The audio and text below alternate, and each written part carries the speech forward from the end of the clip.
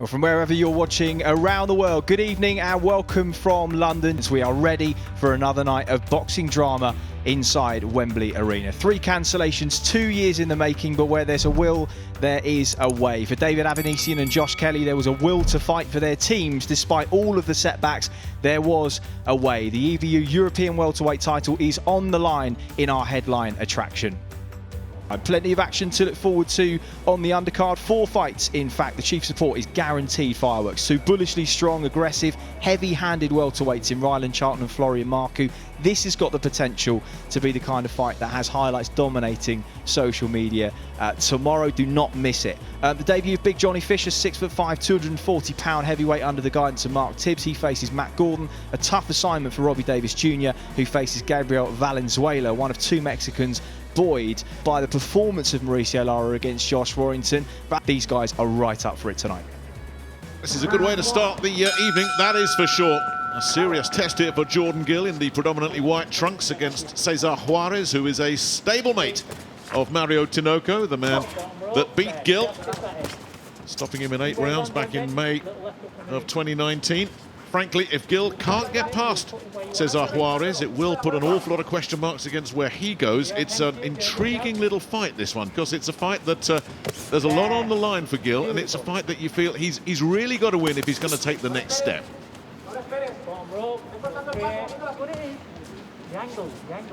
You can hear Caldwell saying, angles, angles. Lovely work again. Oh, it's picked him off with that beautiful left hook. Yeah, and I think, Nick, you hear the word angles being called out, and ultimately it's a sign for Gill to just not let this guy set his feet. We know these Mexican fighters can punch, and the mistake that Josh Warrington made last week, he came out and stood on the kind of heels of his feet for too long and gave opportunities to Mauricio Lara. What Jordan Gill isn't doing at the moment is letting the Mexican get set. He's getting his shots off, he's taking that step off, he's forcing him to turn and forcing him therefore to reset every single time, and that minimises the windows of opportunity he's going to get to land those power shots.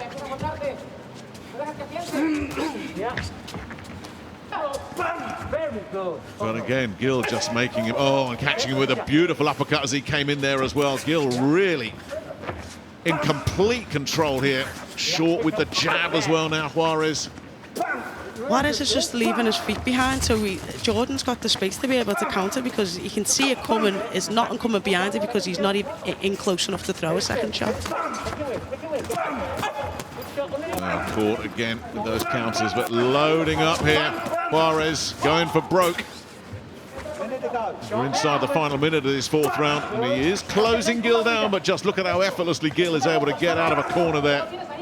Still plenty of fight left in him. I don't think Jordan Gill's got rid of him yet, but I mean, this is close to masterclass stuff at the moment from Gill.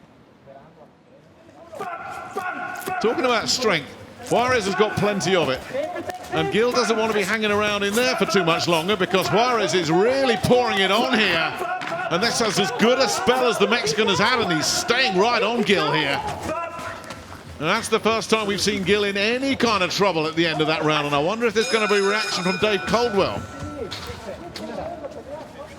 Has suddenly made this interesting. What was one-way traffic and all of us talking about Jordan Gill and his progression and his development, suddenly a fight broke out. Well, let's see, as you say, what does he do by way of a response? Boxing smart, getting back to his movement, keeping that distance. Little feint there to see if he could draw something, and Juarez isn't biting. And in those moments of sporadic success, he certainly caught Gill's attention, no question. Absolutely. And he's still coming here in the second half of round 8.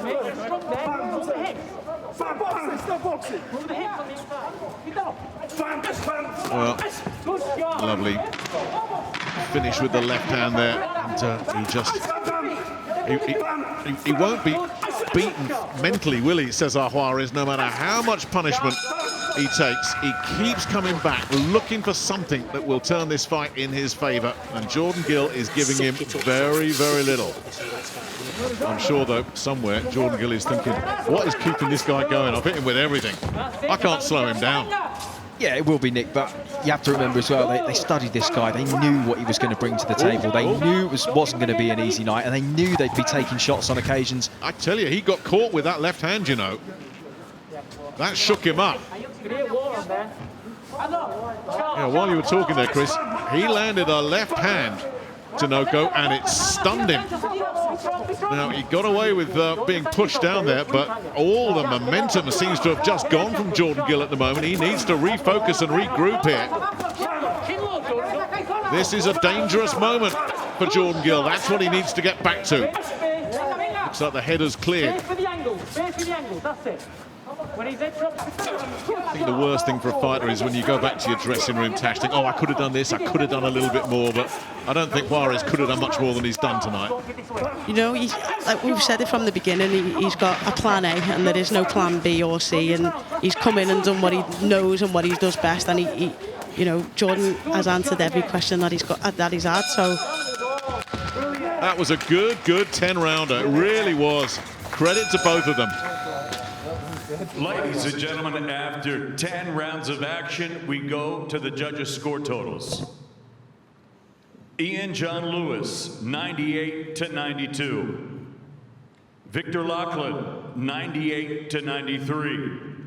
Mark Lyson scored this bout 96-94. All three for your winner by unanimous decision.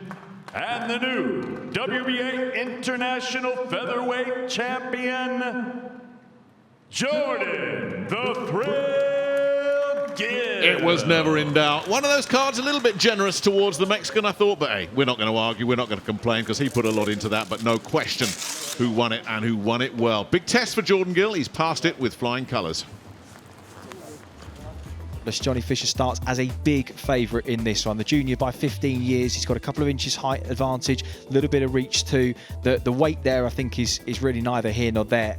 Matt Gordon is, I would say, capable. He's defensively aware, but ultimately he is vulnerable if he's caught. And the one thing we know about Johnny Fisher from speaking to sparring partners to Mark Tibbs, he can really whack. So 4 threes at heavyweight. Johnny Fisher versus Matt Gordon. And your commentary team, as always, for this one, Tasha Jonas and Nick Horling. Thanks, Chris. A history graduate from the University of Exeter who comes into the ring to the music of John Denver. I don't think I've ever put that sentence together, talking about boxing, but he's a bit different, Johnny Fisher. We'll find out tonight if he can fight a bit as well.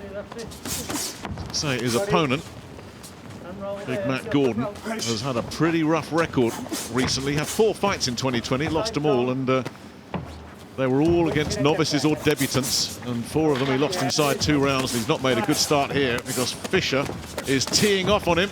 And, yeah, this is not much coming back from Matt Gordon either. Well, it's a rocky start for the man from West Bromwich in the West Midlands. I mean, the thing about Sam Jones, we were talking about it before, I mean, he talks his fighters up, but they all back him up. You know, he's come out, it's a bit, probably not the greatest idea to have a southpaw on your debut, but, you know, he's confident in his fighters, and, you know, you can see he's enjoying himself here. Well, he really is just teeing off nicely. Picked a couple of nice body shots there as well. Gordon, to his credit, has soaked up a couple of attacks from the youngster. Heard some stories that Johnny Fisher wants to be a barrister. I think when you're that size, you can be whatever you want to be. Right now, he wants to be a decent heavyweight boxer. He's certainly got all the tools. What he needs is experience, and that starts right here. Yeah, speaking to Joe Joyce, he used him as one of his main sparring partners for the Dubois. And Joe said he's one of the hardest people he's been hit by, so you know, that tells you what power you've got. And you can see it there. Yeah, here we go. He's in trouble and gone in the first round. Now the ropes have kept him up, so that is automatically a count.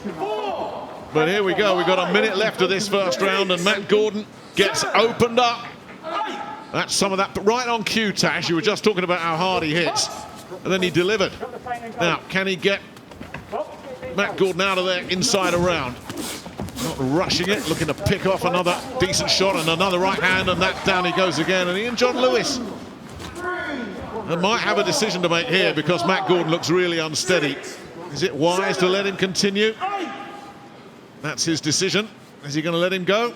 No, he's not quite right. Absolutely right. I was dreading that he was going to let that carry on because Matt Gordon was in no position. And when you've got a big puncher coming at you, you've got to be able to protect yourself, and he couldn't.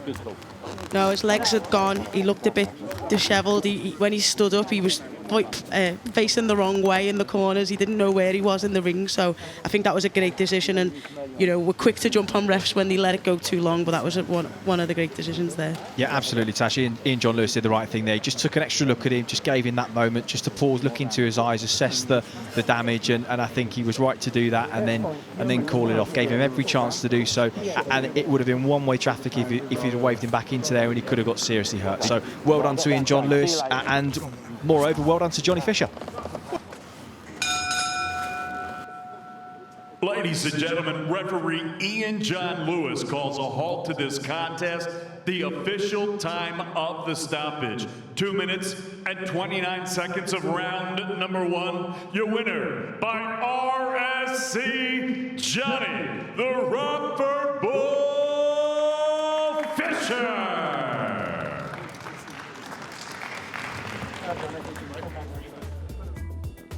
So 10 3-minute rounds, super lightweight contest in the 140-pound division, IBF Intercontinental title on the line. Your commentary team, as always, Tasha Jonas and Nick Halling. Got a feeling this could be a really good one. Davis, the Liverpool man, in the black with the orange belt against Gabriel Valenzuela, the very useful Mexican from Guadalajara, part of the Eddie Reynoso stable, and he has not come here to make up the numbers. As you've already heard Chris Lloyd say, there is the huge carrot of a slot on the Canelo undercard there for Valenzuela if he can get past Robby Davis. He's quite cute, Valenzuela. You watch him on tape. If he's allowed to settle and get into a rhythm, he'll come forward and he'll chug away, but he's a guy that can come in with counters, and he tried to land the right uppercut counter there as well, and getting off sharp here. Valenzuela landing the jab, and already Davis knows, I think he's in with a real live one here.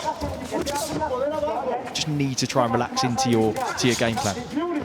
Yeah, I think that... Oh, got him with the right hand! There's that spiteful backhand I was talking about. No, there was a bit of a balance issue there as well. I think the feet got tangled up, which is why there's no count, but no, he got stung there. And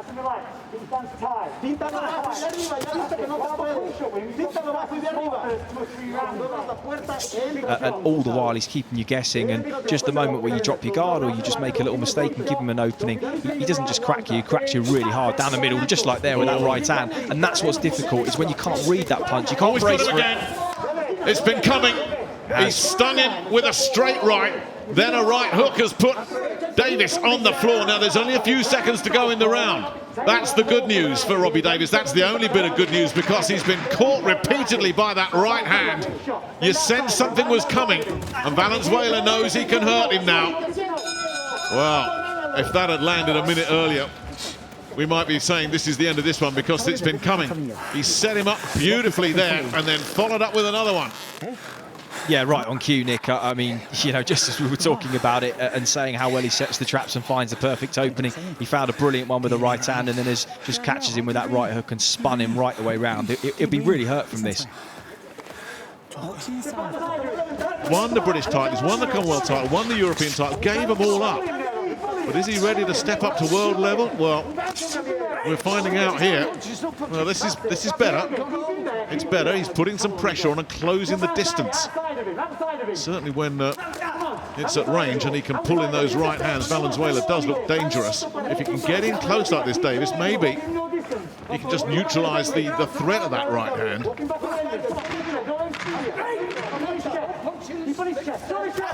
We might see a point getting it. This is the second time.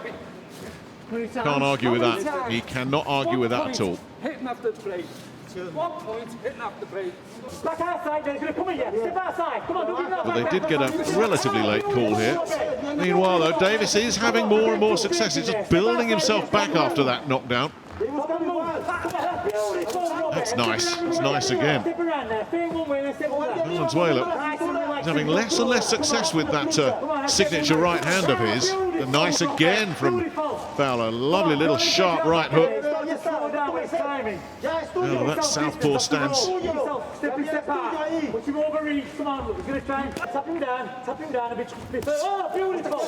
of course, as we've already mentioned, Eddie Reynoso has dangled out the carrot there.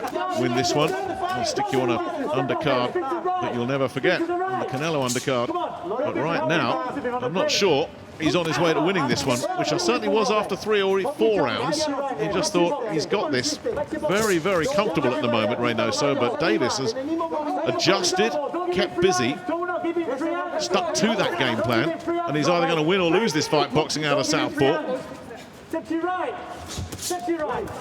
Listen, let's not get it wrong. Robbie Davis Jr. has not boxed well here tonight, but what he has shown is a lot of grit, a lot of heart, and he's stuck to the instructions of his trainer. He's tried to grind something out here. Oh, but he's in trouble again. Valenzuela does finally get through with one of those right hands, and now Davis has just got to hang on here. That was an eye-catching flurry in a close round like this. That might be enough to give Valenzuela the round. And Davis is in full retreat again. And just landing some jabs as well, just to really emphasize that, yeah, I'm bossing this round. It's the eye-catching stuff. If you made a highlight reel of this, it's Valenzuela's work that's impressed. And he has certainly bossed this 8th round. He's keeping his movement going. And Valenzuela's getting through again, and he looks like he does carry his power, Valenzuela. Davis, he's rocking and really feeling it. Yeah, he's really hurt. Takes a flush one. Now can Valenzuela make the judges completely irrelevant here with 30 seconds to go? Davis is absolutely out on his feet, showing tremendous courage just to keep firing back, but his legs are all over the place. He doesn't know what stance he's in now. He was working off just pure instinct there and gut instinct, and he did well to recover and get away and get his head a little bit clear for that.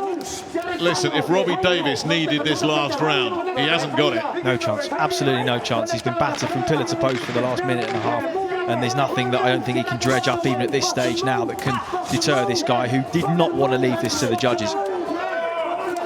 Well, he has left it to the judges, but really, surely, there can be no argument about who's won that one. He knows it. Davis, I think, just happy to get through it. The adrenaline, as you say, carried him in there, but he showed huge heart there to stand up to that assault, Tasha, as you said. Ladies and gentlemen, after 10 rounds of action here in London, England, we go to the judges' scorecards. John Latham scores this bout 94-94 even. Oh. Ian John Lewis and Victor Lachlan both scored this bout 96-95 for your winner by majority decision, and the new IBF Intercontinental Junior Welterweight Champion, El Orgullo. He's got it. He's got it. Those cards were mighty close, but the guy who deserved to win has been given the decision. But how close was that? 1 scorecard level, 2 with just a point. And just look at what it means to him. Well, 2 explosive novice pros, 10 rounds ahead in the 147-pound division. Ryland Charlton and Florian Marcu to take you through the action. Natasha Jonas and Nick Calling. There's a chance this one could steal the show. 2 guys who bring plenty of heat, bring an awful lot of confidence, and also bring unbeaten records as well. Digging in a nice right uppercut early there, Florian Marcu. You guys have said it earlier. Whoever starts being forced backwards here is in a bit of trouble. Confident start from Marcu. Really solid look about Marcu, but Charlton does get through with a big right hand there. And Marcu gives him the grin to say, yeah, that doesn't bother me, but he don't want to be taking too many of those. 1, 2.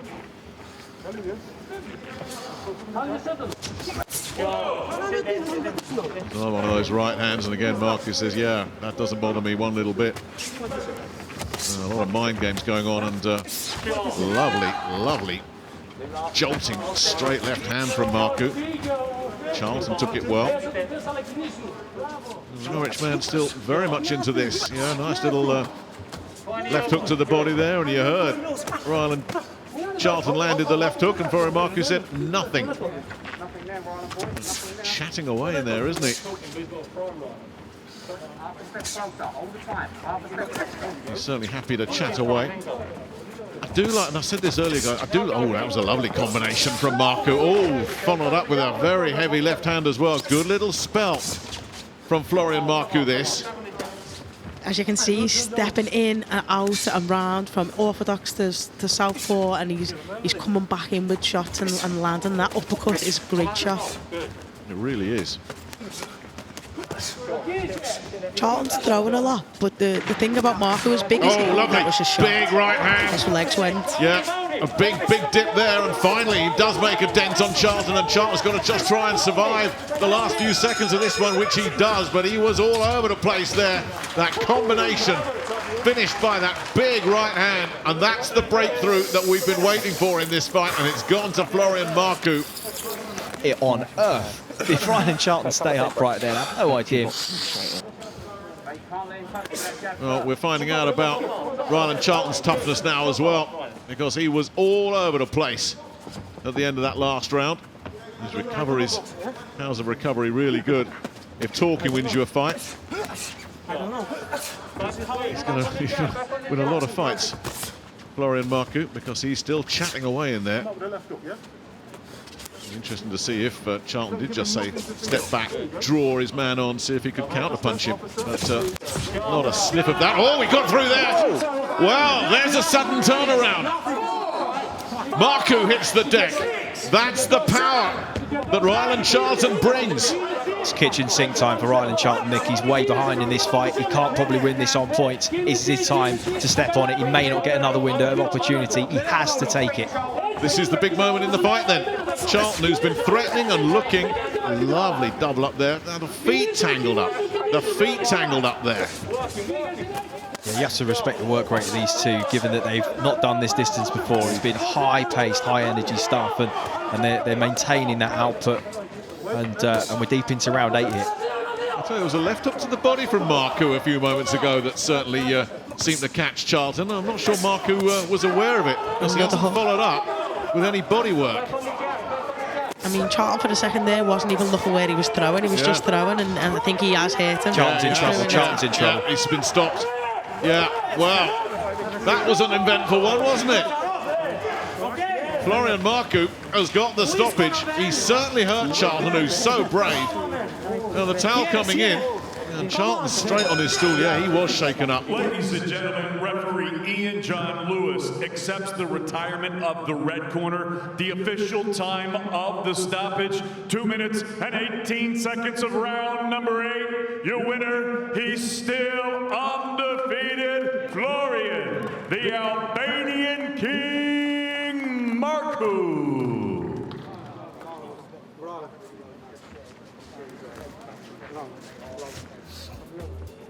Well, it's been a long time coming. Both fighters had the will. Their teams found a way. 12 rounds for the EBU European welterweight title. Avanesyan versus Kelly. To talk you through it at the commentary desk, Tasha Jonas and Nick Halling. It's here. It's arrived. Is it a coming-of-age night for Josh Kelly? Is it a turning back the youngster time for David Avanesyan? The defending champion from Russia, although he's based in the UK and has been for the last few years, is the man in the black trunks, Kelly, in the red and white of his native town, Sunderland. And all the experts say the one thing that Josh Kelly cannot do is just coast through this one, that he needs to maintain a work rate. Can't switch off, can't stand back and admire his work. It's an interesting one, this fight. You look at it, you can make a compelling case for David Avanesyan, then you can flip it on its head, make a compelling case for Josh Kelly, and both arguments would carry a lot of weight.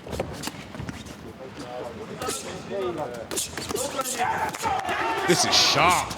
This is really sharp from Kelly. Picked some beautiful punches to the body, then switched upstairs quickly. Well, he's asking some questions of the champion here right in this first round.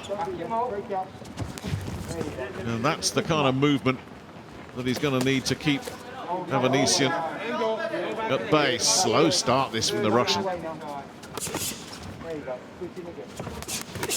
Oh, again, it's the speed. Lovely left hook combination, downstairs then upstairs. Avanesyan seeing these jabs, but they're keeping him occupied. Oh, a big left hook. Caught Avanesyan. He was wide open there and stunned, and Kelly is looking for the early night here. Make him come into it, counter him. Well, even if Avanesyan has managed to recover from that, there's a warning sign for the champion. He can be stung and he can be hurt, and Josh Kelly knows it. I tell you, this jab of Kelly's is some weapon. That was nice. Kelly did take a left hand there. Avanesyan with a rare moment of success early in this third round. And Kelly again creating that separation. But he is taking some risks trying to get in here, Avanesyan. I wonder if Avanesyan can build on that slight encouragement that he got in the previous round. But Kelly looking sharp again here and just letting it flow. Adam Booth leading the applause in the Kelly corner. Boy, he brings that jab up from so low, but it's so accurate and so sharp. This is Josh Kelly starting to get into his rhythm now, and that's what he is, a rhythm fighter. If you let him get into that, or you start to let him lead the dance and chase, that's when you can be in real trouble. And Avanesyan needs to be really careful here. Just let Kelly just get into his rhythm, have the space. You can see that confidence growing. You can see that the little step in his, the spring in his step rather. Avanesyan now goes to the body. Bit more success with the body. Landing clean upstairs is proving pretty tough for Avanesyan here. Oh, that was smart of Adam Booth, though. I mean, in the heat of battle, sometimes guys, they lose their focus, and Adam Booth just said, here is the situation, so don't worry about that cut. Just go out and keep winning rounds. But Avanesyan really is building up a head of steam here, and this fight is starting to unfold as we thought it might. I think a lot of people looked at this and said Kelly wins the early rounds, but if Avanesyan is still there, he can come on strong late.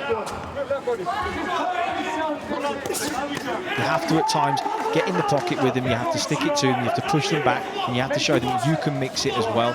It was one of the criticisms levied against Josh Kelly. He doesn't stand and trading up and show us a little bit, and he's showing it now, and he's digging in, and there can be no question that he's showing a different side to his game in these first 5 rounds than we've seen in his previous few fights already. Yeah, absolutely. It really is opening up here. Yeah, he's getting caught a little bit more in this round, Josh. He's still hitting and moving, but he's getting caught with shots as he's staying there just that split second too long. Avanesyan really is starting to build up a head of steam in this fight. Big jolting left hand from the Russian. And he's catching Kelly cleaner and more regularly now. These were the shots that Kelly was making him miss with earlier. A lovely combination, and he's followed it up, and Kelly's in trouble. Pushed down, and there is a count. Well, the pressure's been coming. It's been building. And Kelly still has a minute to go here in this 6th round, and Avanesyan will be straight back on him. Landing clean again. Well, Kelly's really got to be careful here. The legs are all over the place. Absolutely gone, and Adam Booth's thrown in the towel, and it's all over. Josh Kelly unraveled, and David Avanesyan has overcome a slow start to retain his European welterweight championship in some style. That was a ruthless finish. He caught Josh, I think, with a shot just around the temple ear kind of thing. And once you get, we've seen Pricey, myself, you know, Joshua, when you get caught with them type of shots, we've talked about shots earlier, you know, you just can't get your balance. Your brain is there, you're telling your body to do stuff, and it just won't react and just won't do it. Ladies and gentlemen, referee Victor Laughlin accepts the retirement of the blue corner. The official time of the stoppage, 2 minutes and 15 seconds of round number 6. Your winner, and still the European welterweight champion, David Avanesyan. 4 stoppages in a row for David Avanesyan, who clearly wants another shot at a world title. As bad as it is for Josh Kelly, what a performance from David Avanesyan, who was behind, who was stung early as well. But he'll certainly be saying to Eddie Hearn, get me another shot.